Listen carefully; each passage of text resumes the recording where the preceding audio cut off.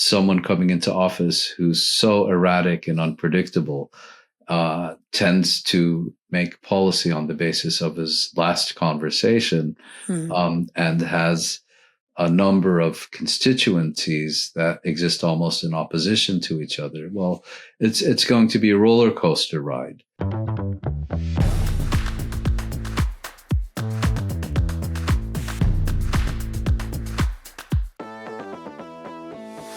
Hello, team. Welcome to Bureaucracy. I'm your host, Emily Gross. I'm very excited today because I have Mouin Rabbani with me, who's the co-editor of the e-magazine Geopolitical and an analyst and researcher focused on the contemporary Middle East. Mouin, thank you so much for being here. Great to be with you, Emily. Thanks for having me. So we're going to be kind of doing a year review recap of what's been going on in the Middle East and then where things are going and some recent updates, which means we've got a lot to cover. But before we begin, question I always love to ask my guests is, why should we trust what you have to say? Well, you don't have to trust what I have to say. And in fact, I would argue that if you hear one opinion from one individual or one factual claim by one individual, you shouldn't trust what they have to say. You should corroborate it by doing your own research. There's a huge amount of information out there. These days, all you need is an internet connection. You don't have to go to a library or look at specialized collections. I think it is somewhat of an acquired skill to separate credible sources from those that aren't. But I would encourage people to be skeptical about anything and everything I say, and do their own research to see if my account is corroborated or contradicted by the facts. It's my favorite response. Every time I have a guest that answers like that, I'm like, I trust you more.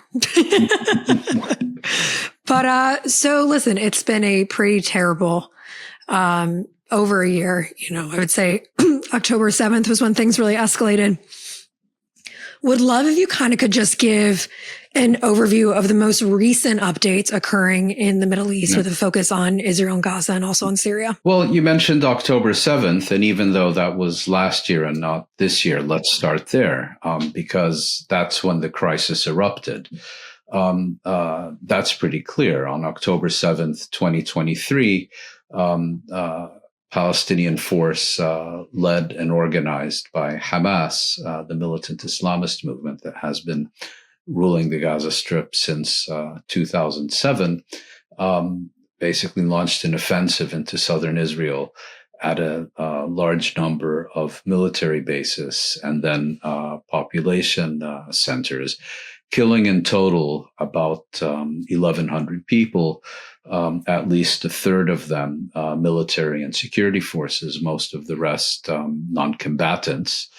And in addition to that, took approximately 250 captives and hostages into the Gaza Strip.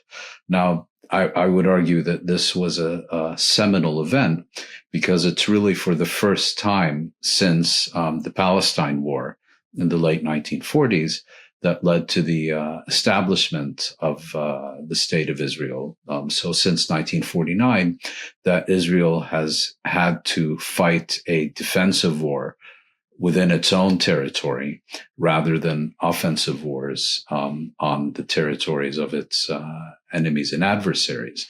So quite clearly, the crisis that forms the basis of our discussion today erupted on the 7th of October, 2023. But having said that, this was also a crisis that was years, if not decades, in the making. So, when you read a lot of press coverage or Insta expertise about this, you would be forgiven for thinking that history, and particularly Middle East history, began on the 7th of October, 2023. Well, it's preceded by years of blockade, decades of occupation, more than half a century of dispossession, and so on. And all of these factors combined produced the crisis that is now almost 15 months old and that we'll be discussing today. So immediately after these attacks on October 7th, Israel commenced with a unprecedentedly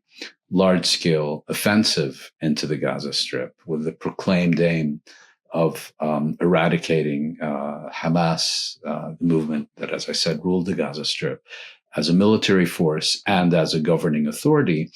But it quickly became clear that there were also undeclared aims that went much further. The Gaza Strip, which was actually formed as a result of the Palestine War, and has been populated throughout its 75-year history, overwhelmingly by dispossessed refugees, about 70% of the total population, has been a thorn in Israel's side, or at least perceived as such by Israel, since before the occupation even began in 1967. And Israel saw this crisis and the extraordinary amount of sympathy and support and solidarity it received from its international allies, particularly in the West, as a unique opportunity to resolve its Gaza problem, if you will, once and for all. Its initial intention was to find a way to forcibly displace virtually the entire population of the Gaza Strip to Egypt, to the Sinai Peninsula. And when that ran into insurmountable obstacles, primarily because even its closest Arab partners and Washington's most dependent Arab client states categorically rejected this proposal, it set upon the systematic destruction of the Gaza Strip, which is ongoing today and which is of such an unprecedented scale and intensity that by the end of last year, South Africa took it upon itself to go to the International Court of Justice and accuse Israel of violating its obligations under the 1948 Genocide Convention. In other words, South Africa accused Israel of perpetrating a genocide in the Gaza Strip. And in January of this year, the judges of the court, with a large majority, decided that South Africa had presented a plausible accusation, and that rather than dismissing the case, over the next few years, there's going to be a full hearing that will formally resolve if Israel is indeed violating the Genocide Convention or not. In other words, is Israel formally, legally conducting a genocide, yes or no? In the meantime, a growing number of genocide specialists, Holocaust scholars, have already reached the conclusion that Israel is in fact perpetrating a genocide against the Palestinians in the Gaza Strip. And this includes some very prominent scholars, such as the Israeli-American scholar Omer Bartov, who initially was very skeptical of the accusation and saw it as kind of a polemic that was being put forward for political reasons, but has since come to the conclusion that it is in fact a legally, academically sound description of what Israel is doing. So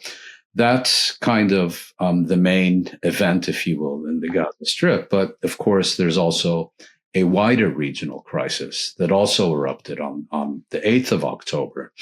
On the 8th of October, the Lebanese militant movement, Hezbollah, began launching a series of attacks, initially against Israeli military positions in the Sheba Farms, which is, depending on your perspective, either Lebanese territory that Israel has continued to occupy since it withdrew from most of Lebanon in 2000, or disputed territory.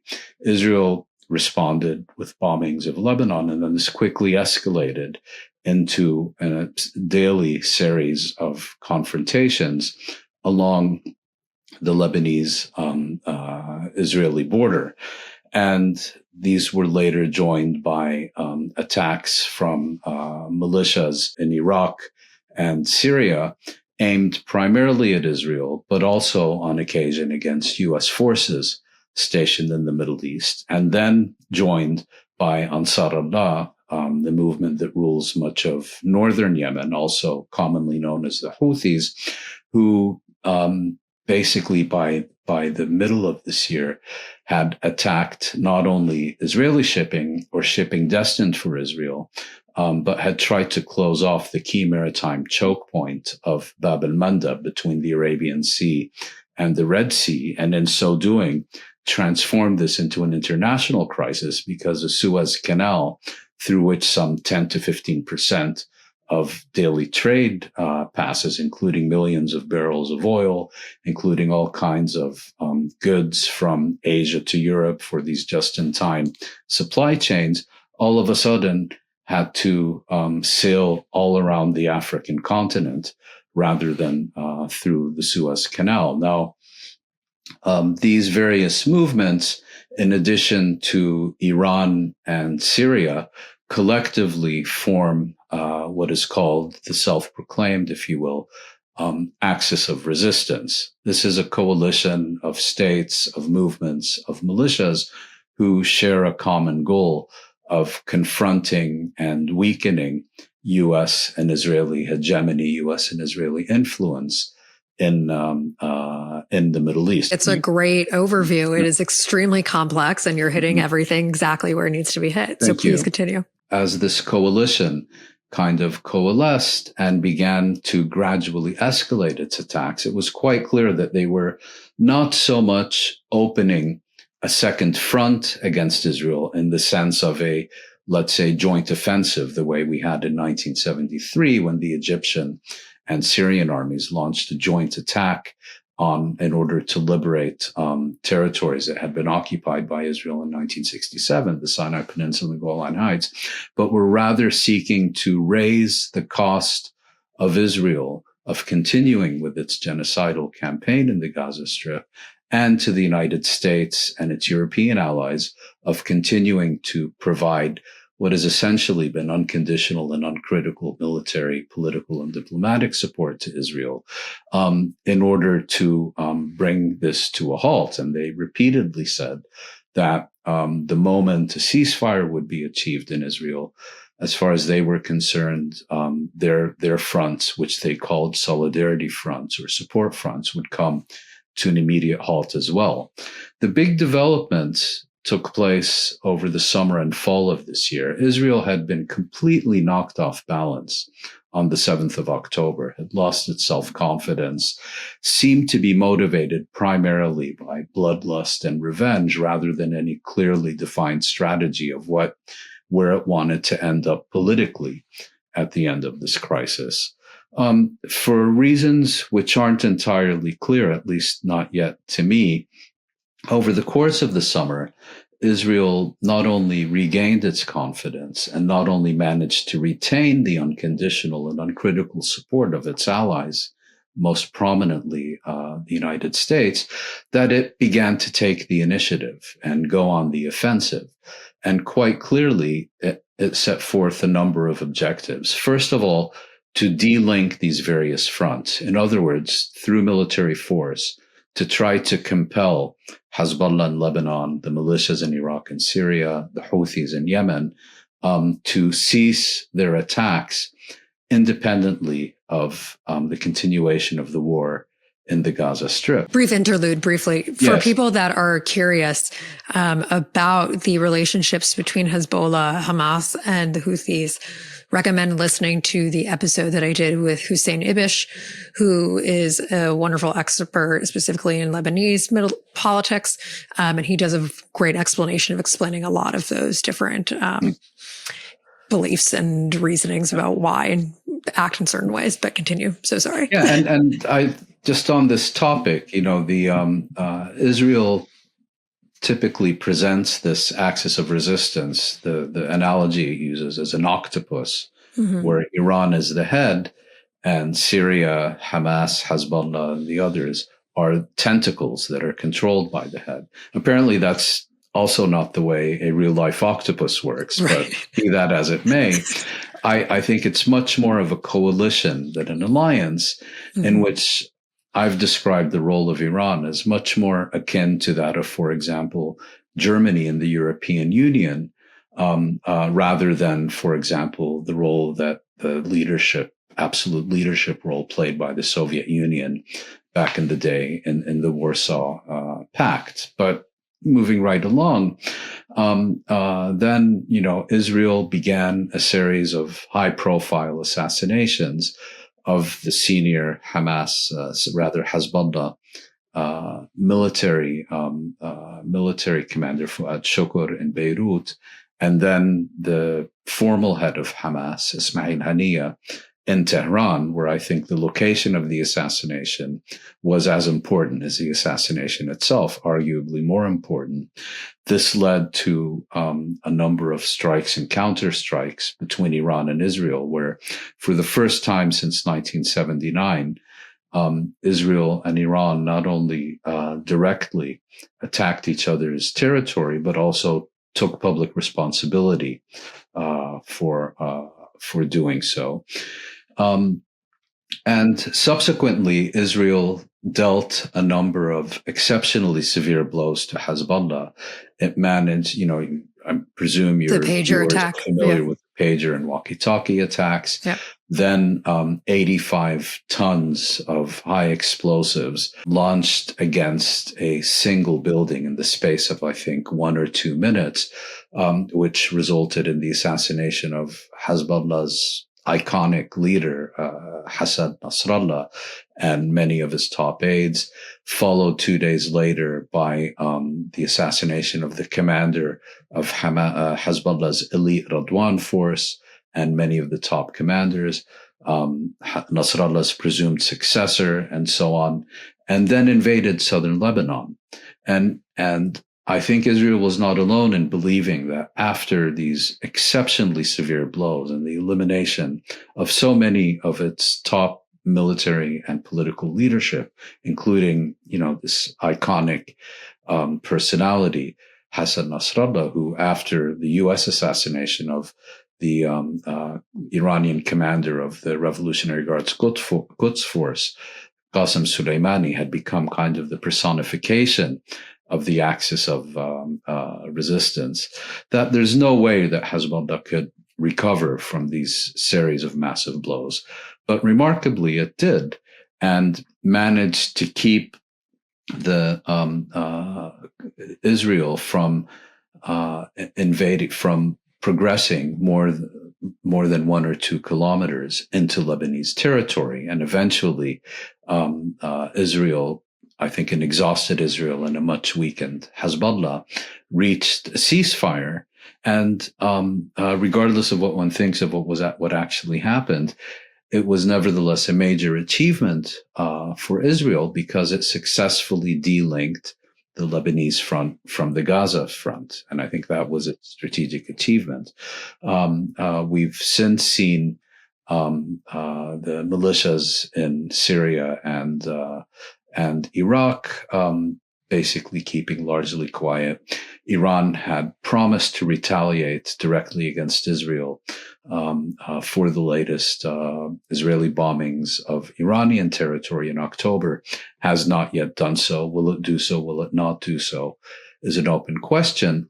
And then in early December, almost out of the blue, the Syrian government, the Syrian regime of Bashar al-Assad, disintegrated, and its president, Bashar al-Assad, simply fled. And many people have seen this as kind of the result of Israel taking the initiative over the summer and fall, that Iran was too distracted, Hezbollah too weakened to come to the Syrian government's aid, and its other key international ally, Russia, was too preoccupied with its own war in Ukraine to come to Assad's rescue. I think that's a simplification. Quite clearly, one cannot understand what happened in Syria independently of what's been happening in the region.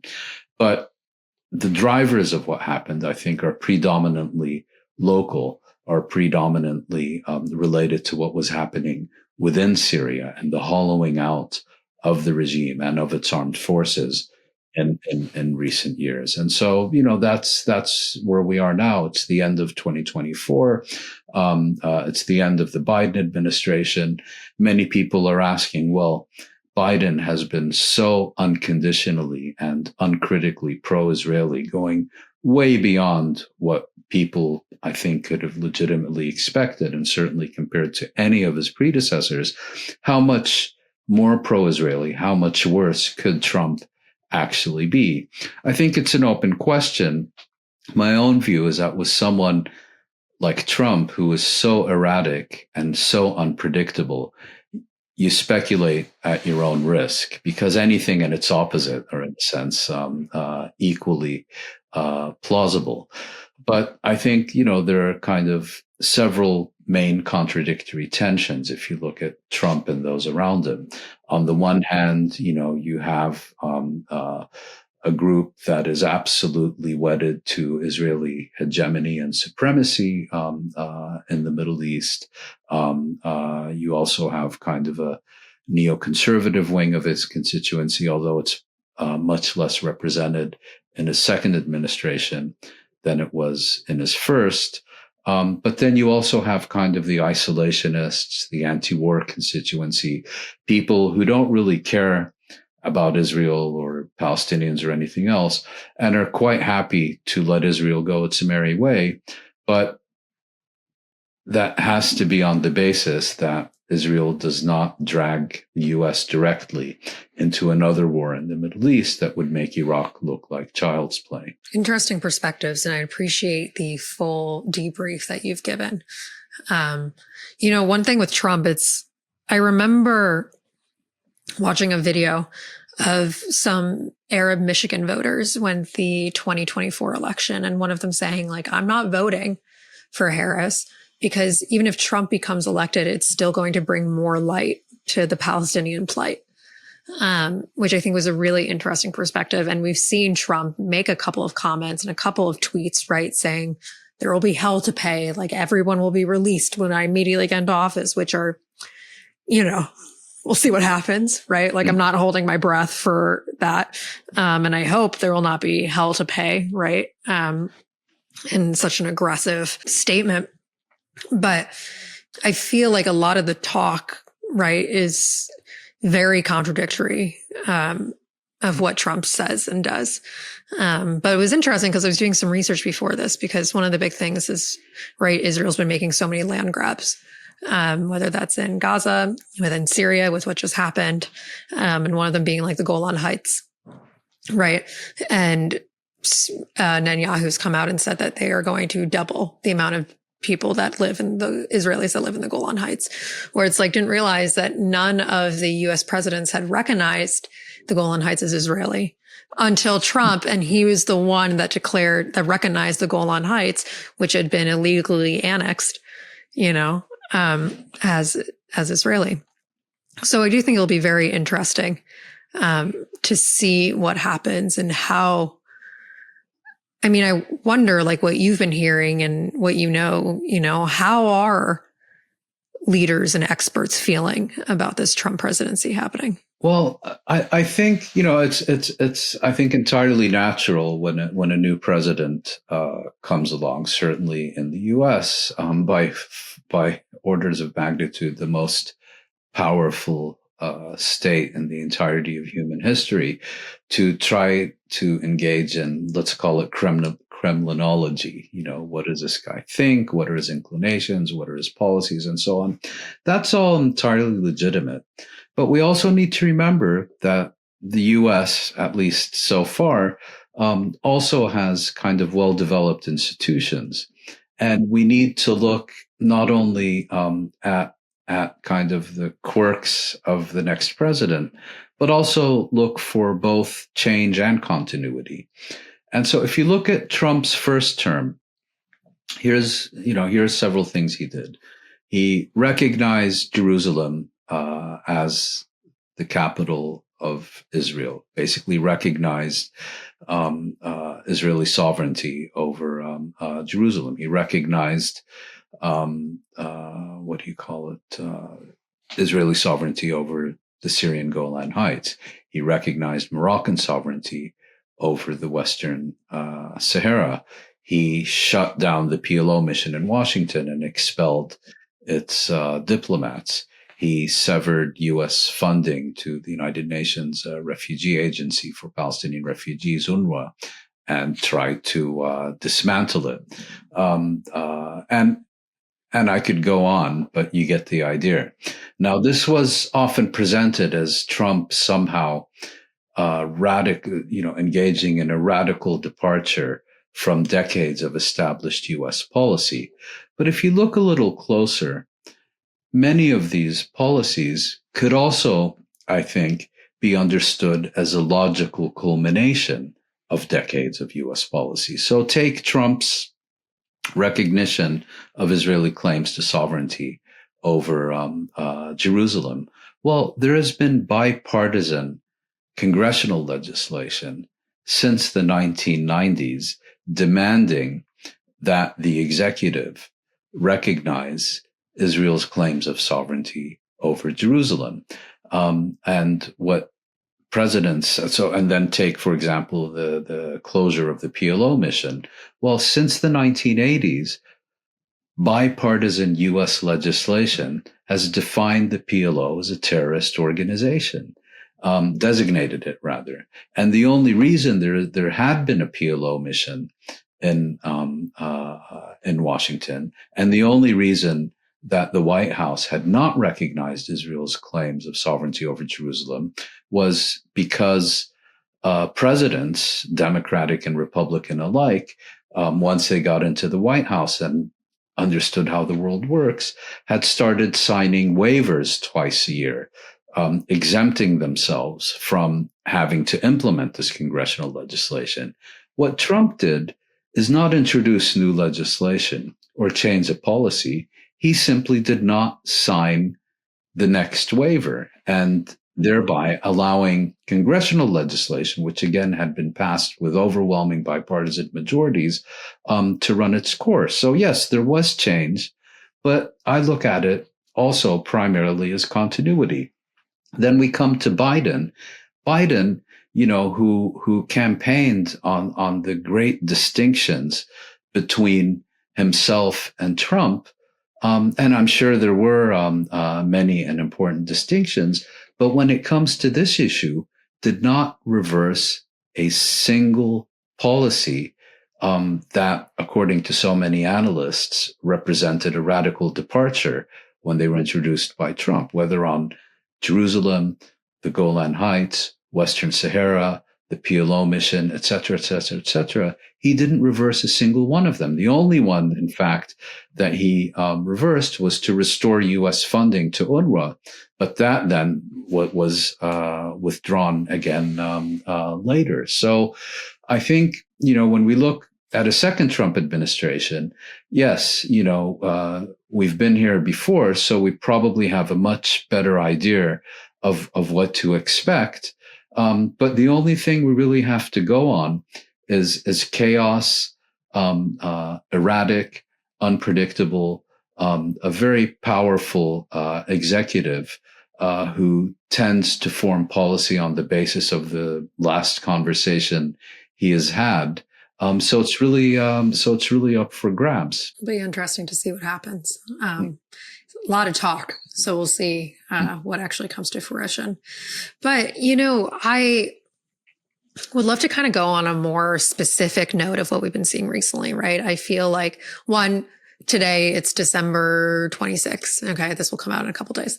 New York Times just released a very interesting piece detailing how Israel let a lot of safeguards go when it came to the first initial couple of weeks and months of the campaign against Gaza after October 7th of 2023, which I would really encourage people to go read that. And, we've seen movements in Syria, right? We've seen talks of land grabs, right, in Gaza and in the West Bank and, moving settlers in, which I always like to remind people, I'm like, this is the most far right government in Israel's history, right? So you can see where that's coming into place. But there are some analysts that argue that this is setting Israel up to still be a force and to still be forgiven for the actions of which it has taken. And like Saudi Arabia is still open to working with them.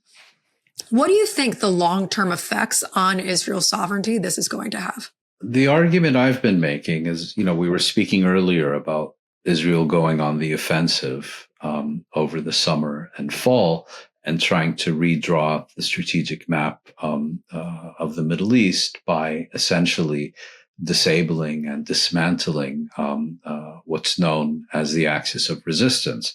And I think if you look at the Israeli leadership now, they see themselves as being in a position similar to their predecessors in the spring of 1967.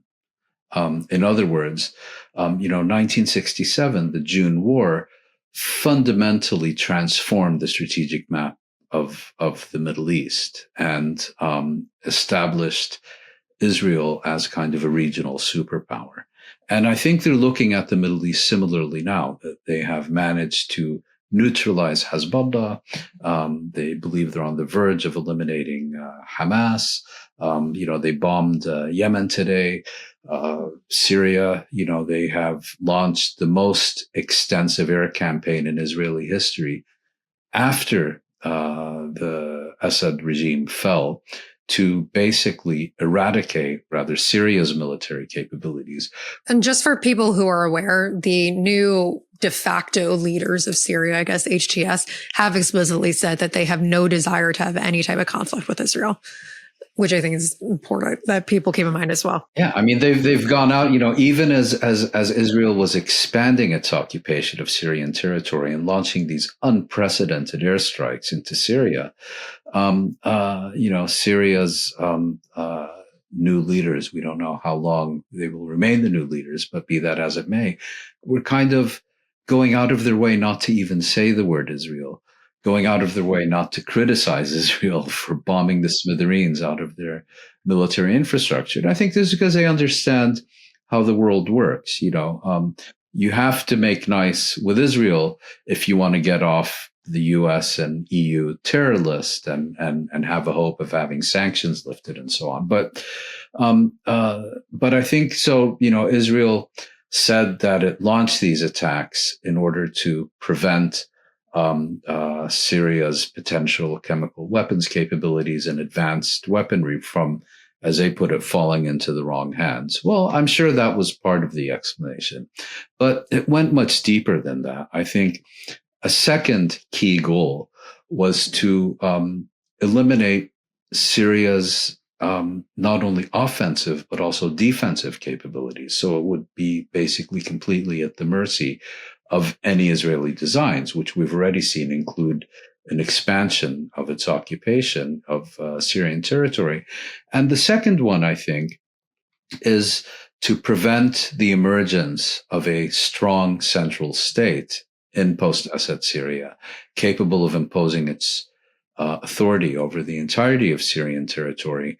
And I think with the hope of turning Syria into kind of what Lebanon was in the 1970s and 1980s, not necessarily a state that formally disintegrates, but one where you have various regions, existing almost independently of each other, ruled over by rival warlords and so on, who are too busy fighting each other to have to deal with, to be able to deal with foreign occupation on their territory, and certainly not one that is capable of once again becoming a regional power. Well, this also brings me to my next question.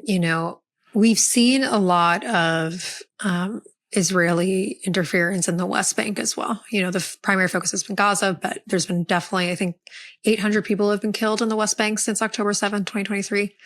But recently, we've seen the PLO start to now take action as well in the Jenin refugee camp against Palestinian people who are like Islamists, I guess. I don't know if I technically agree with using that word at this moment, but for the purpose of this, why now? Well, it's a very good question. So just by way of background, of course, in the Palestinian Authority, which governs parts of the occupied territory. So in 1993, you had the Oslo agreements. And pursuant to that agreement, the PLO established the Palestinian Authority, which was supposed to exercise jurisdiction over virtually all of the West Bank and Gaza Strip. Didn't quite work out that way. The Palestinian Authority eventually gained control over most of the Gaza Strip, but only parts of the West Bank, where some parts, about I think 20% in total of the Gaza Strip, were under its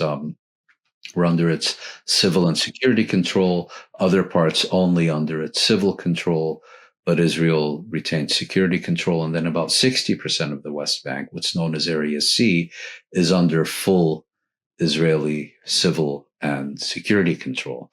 And then in 2006, legislative elections were held, which were overwhelmingly won by Hamas. Didn't overwhelmingly win the popular vote, but given the electoral system, it won a veto-proof majority of seats. We know that. Somewhere in the U.S. way things work. Well, yeah, you could make that comparison, I guess. Yeah. But anyway, then in 2007, armed conflict broke out between the two. I won't go into the details, but Hamas seized control of the Gaza Strip, and the Palestinian Authority, now led by Mahmoud Abbas, retained leadership over those areas of the West Bank where the Palestinian Authority reigned supreme. Now, so these two movements have been in rivalry and in conflict now for almost 2 decades. And I think, every attempt to try to reconcile these two and reach agreement with them has failed. There has been recalcitrance from Hamas. There has been also recalcitrance from some parts of the Fatah movement, which formerly dominated the PA. But I think the key obstacle has been the Palestinian leader in the West Bank, Mahmoud Abbas, who, for a number of reasons, simply does not want any agreement with Hamas, even that reached by his lieutenants, to be actually implemented. Now, what's happened currently is that under Egyptian auspices in Cairo recently, Hamas and Fatah, Hamas and the Palestinian Authority, reached an agreement on post-war governance in the Gaza Strip, so-called day after. And the idea is that the government that would be appointed to administer the Gaza Strip once this all ends, if this all ends, would be formally appointed by a Palestinian leader, Mahmoud Abbas, would not include anyone openly affiliated with either of the rival movements, but would be appointed with the consent of both movements. So this was kind of the compromise that was reached. My sense is that Abbas is against this, particularly with Trump coming into office. He wants to demonstrate that he's a good boy who doesn't consort with terrorists, won't have anything to do with Hamas and all the rest of it, but also wants to demonstrate that he has what it takes to control these people. And I think it's in that context that, remarkably, at a time of Israeli genocide against the Palestinians in the Gaza Strip, rather than pointing so much as a water pistol at Israel, even given, the growing violence by the Israeli military and settlers in the West Bank that you referred to, he has sent his forces into the northern West Bank, and specifically the Jenin refugee camp, which has been kind of a stronghold of Hamas and Islamic Jihad militias in the northern West Bank, to seek to crush and disarm them, and has already killed a number of people. So I think, these people have been there for years, and he's occasionally tried to control them without much success. But now